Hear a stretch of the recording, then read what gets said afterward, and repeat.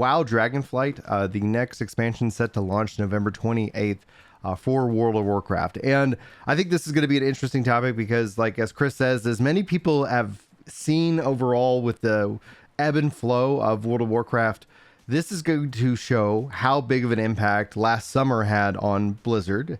This will show what kind of future might be, set for, 11.0, as we talked about. Bellular's kind of uncovering of certain things that he wants to see within that, with the next maybe 10 years of this franchise. But are we also seeing a new culture that WoW defined in terms of like rush to cap and consume the end game content? But now are we also seeing that same culture evolve into like, okay, you kind of dip in for a couple of months and you kind of dip out. But all in all, like Chris, release date November 28th. Let's start with that. Is this going to be a good time for you? Is this the right time to launch the expansion? It feels like outside of Ragnarok, which is launching earlier, this is a good time as any, as people probably are going to be finishing that game and maybe looking for something else to kind of jump into for the holidays. What do you think? So back when we asked for the spreadsheet, based on all the news and based on the interviews, I was asked when I thought the launch would be and when I thought the launch should be. I thought the launch would be November 28th. So I got this one spot on. I said somewhere in the ballpark of November 28th. So I was not confident enough to like call this one out, but I was dead on. And that's just because I didn't think it was going to slide closer to Christmas. And I think they wanted it as late as possible, not at Christmas. Mm-hmm. I thought it might even slide into early December, but we were dead on. I thought it should launch in March because they haven't had a great track record with really fully fleshing out any systems. And like the word systems has a bad taste in people's mouth in WoW because systems have been managed in ways that people don't enjoy. But like these games are made up of systems. Final Fantasy has a crafting system. They have a gear system, right? Mm-hmm. Your Savage is a system. Like these are all things that like they have a design philosophy. They have content attached to them. They have balance attached to them. They are systems and they interact with each other. Gear and the combat rotations and the content itself interact with each other to form a combat like mega system as a whole. And that's a big defining part of the game. And so, even when they say like, well, Dragonflight's getting rid of a lot of the borrowed power and stuff. Yeah, but it's still going to have combat. It's still going to have class balance. It's still going to have gear. And so like, I would love to see them spend more time, but I just assume they're out of time before they've got to put something up for the end of the quarter. So I assume this is financially driven. I assume this is somebody upstairs and they said, QA, will you be ready? And they're like, we could use a lot more time. And they're like, very cool. You'll be ready. Okay. All right. So like it will launch on November 28th. They have great launches. The servers will be ready. The content will be great. As we get out of that content, as we get clear of that content, for some people that's 6 minutes, for some people that takes several weeks. As people kind of sprint through all that content and they start to realize just how long we have until 10.1, that's when we'll find out if it needed more time in the oven. But we're all hungry right now, so it's going to be great day one. It will be. What is exciting about this is now we have a timeline for when pre-patch starts. So pre-patch is an event that, talking to people who hang out here, we're primarily Final Fantasy 14 players. Many of us also play other MMOs, but if you're not familiar with WoW, I'll put all this in Final Fantasy terms because that's something that the work to game community can all share. So, first of all, once they've announced it, which would happen at kind of like a fan fest type event, once they've announced it, something like this, they've made a big reveal of it. Because of PTR and because of the way leaks handle it, all just kind of gets pushed out. Yeah. The announcement already basically comes with a road to 80 type experience. So we've now kicked on, as of, I believe, yesterday, they've kicked on 50% additional experience up to, I believe, level, maybe it's just across the board. But what would happen is when your character got to Shadowlands, the current expansion, there is an MSQ, just like 14. Yeah. And it starts with like a 30-minute like Praetorium type experience where your character's like slow walking as they fight for their soul. Like it's like a whole thing. And that's wonderful your first time. And it's like the second time, wow, this really was cool. And your third time, you're like, yeah, this is interesting. I'm taking note of anything I didn't catch. That. Why do I have to do this on every class? And so now imagine that you had to take every single one of your job stones in 14 through a Praetorium. By the time you got to number 10, you might be done. It's about a half hour long. Mhm. And so it's a whole thing. So a lot of people are like, oh God. And so if you didn't do it before now, you don't really want to do it now. Mhm. So what you might do instead is you might just start prepping any of your classes that are kind of to the Shadowbringers equivalent, with this like Road to 80 kicked in. So you've got this, it's 50%, but it's already a fast leveling experience. Then when we go into pre-patch, usually let's say 4 or 5 weeks out from launch. So let's look at like the end of October-ish. Yeah, which is interesting as there's lots of things happening around the end of October. Oh, Blizzard. Oh, sneaky devils. Anyway, go ahead. So end of October, probably not the 18th, probably not the same day that New World and Final Fantasy picked. I'm going to guess a week after that. Let's put it. What if they Let's did put go it the the 18th? 25th. What if they did that? Just like said, F it. Like The only reason it's not the 18th is because it's too long to spend in pre-patch. Okay. It's not because they wouldn't want it on the 18th. So let's kick it. It's usually not 2 months long. So 18th to 18th is too, or 18th. It's let's say it's the 25th. Okay. Just to get that conspiracy out of the way, but maybe. So when we go into pre-patch, I haven't seen a confirmed date. Maybe there is one. So if it's on the 25th, what happens at pre-patch is take a Final Fantasy seasonal event and blow it up to the size of the events that wrapped up 1.0. Okay, this sets the trend. They do the 1.0 Calamity event for every expansion.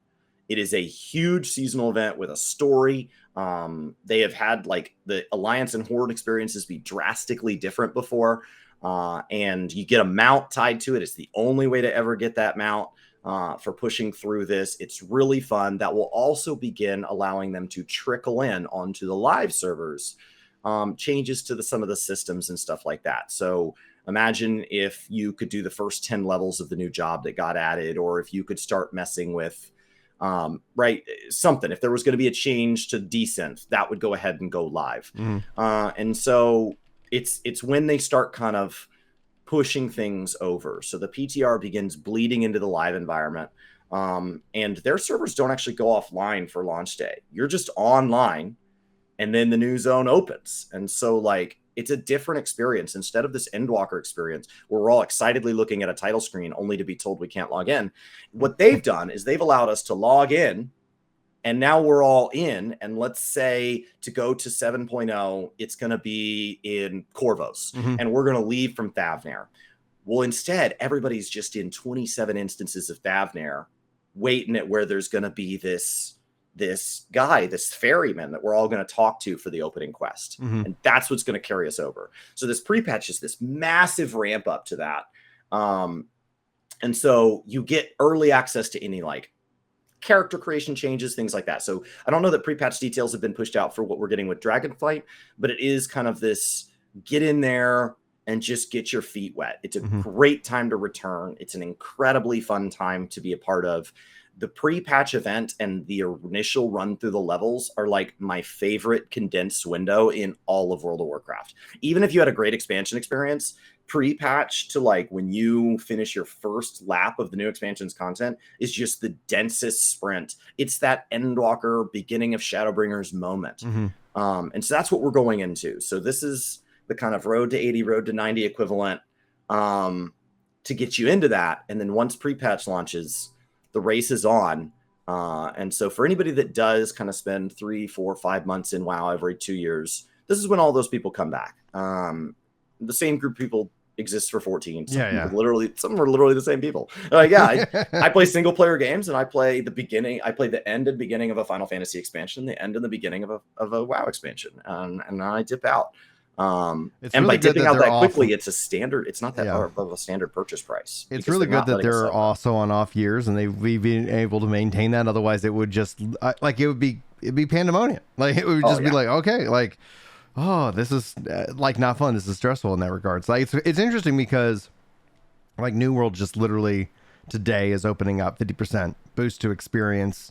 For your characters, for like anybody who's new and returning, all the way up till like Brimstone. So while some people are labeling Brimstone as an expansion, like it is, a part of the update. It is a part of the normal update process. So I'm wondering to see like how, like, as we see like, hey, yeah, they're looking at these different games. If they end up going an expansion model and we do have kind of a pre-patch in that one, that would be fascinating to see somebody else do that, because whenever you've described the pre-patch of WoW, I was like, man, how cool would it be to be able to get access to the new jobs? Yeah, maybe the level cap doesn't go up. Yeah, finish anything up. But imagine that. Like, imagine, 14 pre-patch where it's like, okay, cool. Well, your jobs start at 70. You can do the new jobs. They're going to cap out at 80, and then you can go and play in all the current content and feel it out. And then all of a sudden now it's like, okay, cool. Endwalker started, and so you can start day and date, not kind of like 10 levels behind. One of the reasons that WoW can't leverage legacy content like the synced system of Final Fantasy is that their jobs change quite a bit. So they're moving back to this talent tree system. And so for some jobs, that's going to kind of feel like a summoner rework. And so for those jobs, they would get access to this during pre-patch. So imagine if you don't get access to the new abilities, the Endwalker abilities, but if at the end of Shadowbringers, you got to play with the new summoner up to Shadowbringers cap, that would be really neat. Imagine if going into Endwalker, they also doubled the tribal rep that you got from doing your pixies. So now you could do your pixies in 1 week instead of 2. And so you're like, okay, during this last 4 weeks or whatever, I'm going to go finish dwarves and pixies because I never did those. And so it would kind of give this window where like it would breathe all these people into Ilmeg. It would breathe like, so it just pushes people out into the world. It just pushes people back in. So like, I think there's a lot of room for it in 14. I think when they talk about Endwalker, they're like, everybody should do Omega. It's like these Moogle events, except they would, maybe give like, I don't know, double echo to things, or put, I don't know, you could put really fun stuff behind it. Maybe you go put a unique Omega skin mount behind doing Omega, and people are like, wow, that's really great, because I've been trying to do Omega the story, and there's never people doing the Omega step I need. And to get them out, you have to do like each fight 5 times or something or whatever. And so then you could push everybody into Omega before Endwalker, because Omega was something that Yoshi P said, you should do Omega before Endwalker. I didn't, but you should. I now, in hindsight, I'm like, man, I really should have. If only he'd told me. If only I would have listened. If only I would have listened. And so, like, I do think there's room in 14 to consider something like this. Yeah. It would be different, but it'd be a neat chance for Yoshi P to take the things he says in these big, long live letters and presentations and put them into action in the game and say, we're encouraging the Dark Knight questline. And so Dark Knight's going to get a double road to 90 for anybody that doesn't have a level Dark Knight. And then that would be like, oh, I've always wanted to level Dark Knight. It's getting double XP right now. Yeah, I'll definitely go do that. And then the wave of Dark Knights just run. Wave of Dark Knights. It'd be crazy. It's Dark Knight. Batman. Now, Jedi Burner says, next year will be 7.0, yes? Or would that actually be 2024? What do you think? So, I'd like to see it be the beginning of 2024. Do you think it's going to make things get really tight to get it into 2023, considering Yoshi P said he didn't like having a Savage race over Christmas and New Year's. Well, especially a release in that regards, and meaning that, like, if you think of 6.3 January, I don't think we see 6.3 in December. Like, that just seems that seems like a lot of stress. Like, I think 6.3 is January 10th. Yeah, January 10th for 6.3. That's my guess. Then you add 4-ish months, so January, February, March, April, May, 6.4. And then June, July, August, September, 6.5.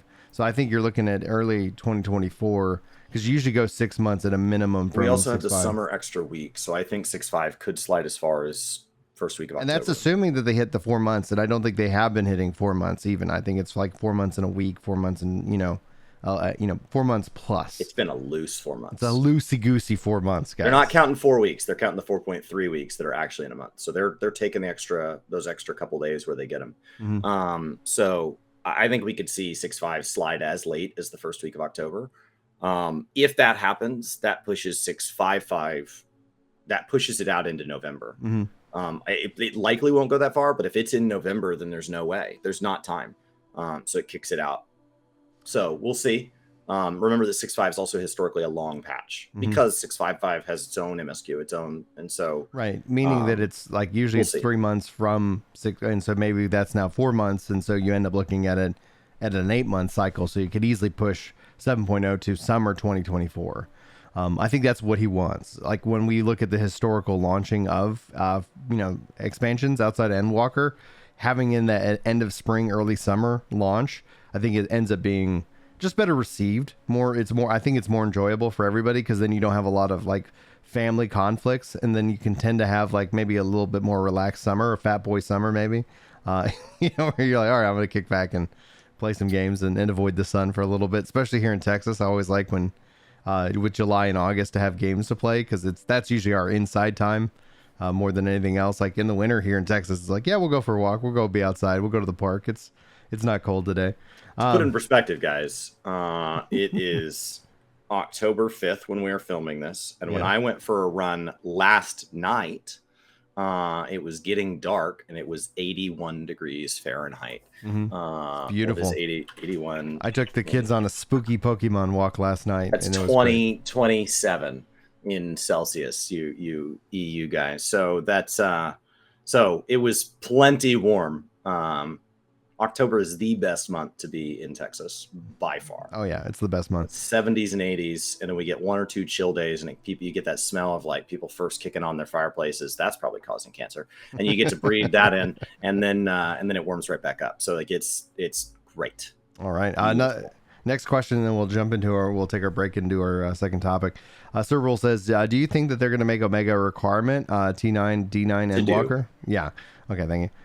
Like they did with Crystal Tower and Shadowbringers? So we're talking about WoW as this post. And so in the perspective of WoW, no raid series is required. No story is required other than just to do the current expansion for the current expansion. Everything else, you're always missing part of it. And in 14, you kind of end up with that same thing. They made Crystal Tower a requirement later.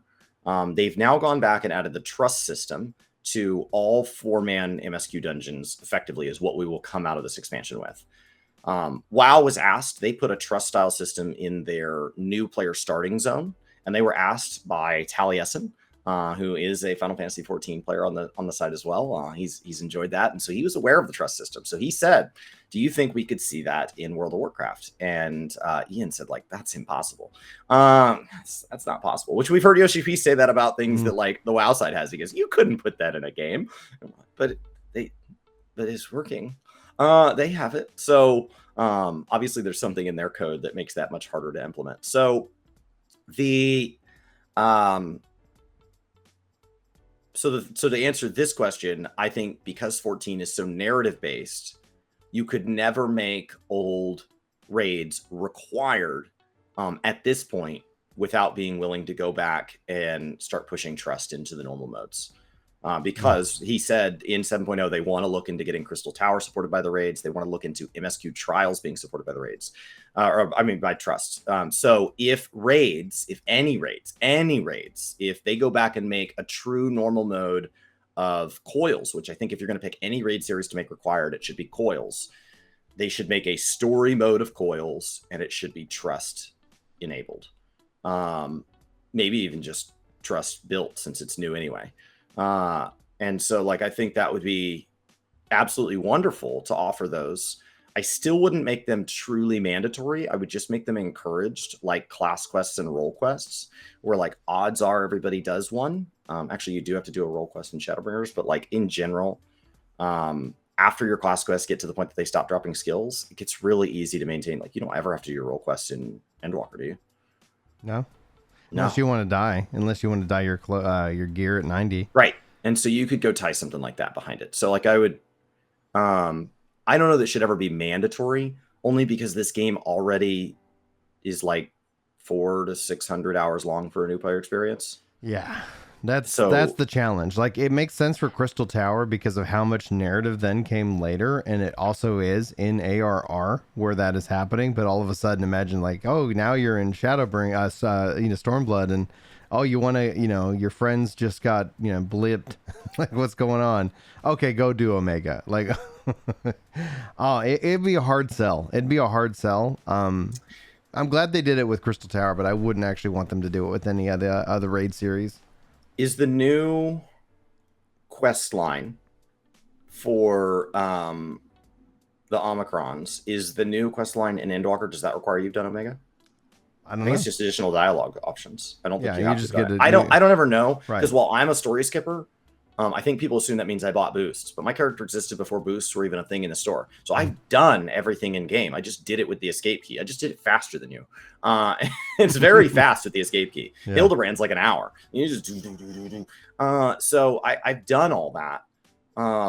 So like my character, so people are like, you know, Chris is a story skipper. Your character is missing all sorts of dialogue options. No, it's not. My character's done every single side quest in ARR, Heavensward, Stormblood. I just didn't read any of it. Yeah. So like I have really clean maps. So I just wondered if that was the case. Yeah, it's possible in that regards. Like I liked all the extra dialogue stuff that opened up, and I don't think that I don't see that happening. So that's a great question, Sir Rule. Thank you so much for that.